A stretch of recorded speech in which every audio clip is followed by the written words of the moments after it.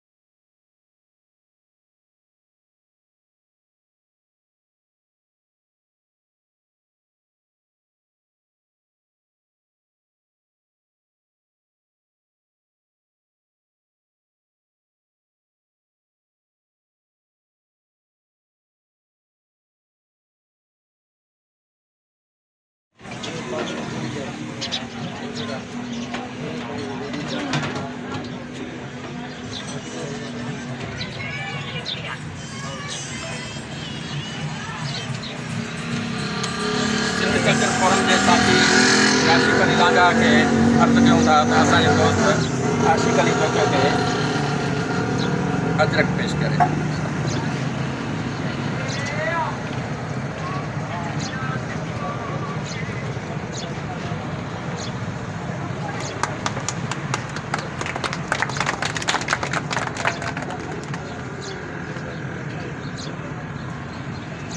हाँ बाक़ायदे वणन की विरासत के हवाले से पाण शुरुआत कंदासीं साईं आशिक़ जोखियो खां जो सो वण ॾियण जी जेका आहे रस्म आहे शुरू करे लेकिन तूं वण चओ।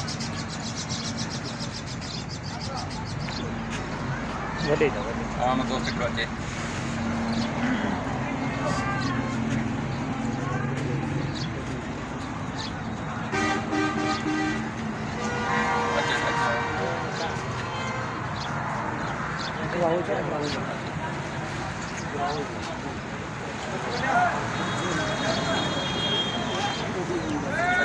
मज़े मज़े मज़े मज़े मज़े मज़े आवाज़ ठंडा हो काशिफ़ फोटो कढी वणन जी तस्वीर फोटो कढे ना ॾींदो वञे न साईं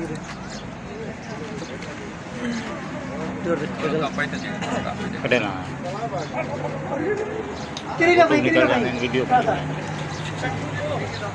वास्ते चली दो काशिफ़ क्या नया चली माना घर घर थोरो तव्हां पोइते जो था तो पोइ वठंदो वञो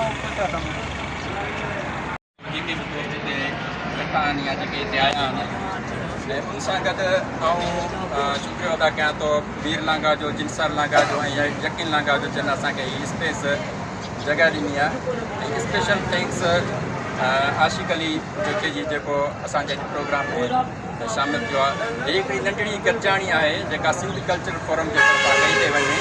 सिंध कल्चर फोरम को हिकिड़ो वॾो इदारो कोन्हे को हिकिड़ो दोस्तनि जो ग्रुप आहे जिते जिते बि असांजा दोस्त सिंध जे अंदरि आहिनि उहे जेके बि असांजूं सुठियूं शख़्सियतूं आहिनि उन्हनि खे यादि करण जे लाइ मुख़्तलिफ़ क़िस्म जूं सरगर्मियूं कंदा रहनि था।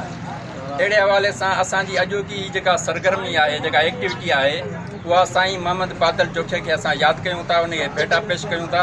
साईं मोहम्मद बादल जोखियो असांजे इलाइक़े जो तइलीम जे हवाले सां तमामु वॾी शख़्सियत हुयो। समाजी लिहाज़ सां बि हुनजी हिकिड़ो तमामु वॾो किरदारु हुयो।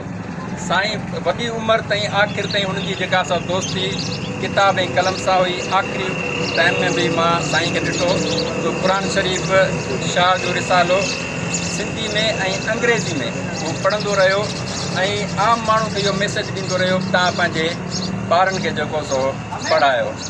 सो असांजी अॼु जेका एक्टिविटी आहे उहा माहौल दोस्त एक्टिविटी आहे, जंहिं में असां सभिनी दोस्तनि खे जेको सो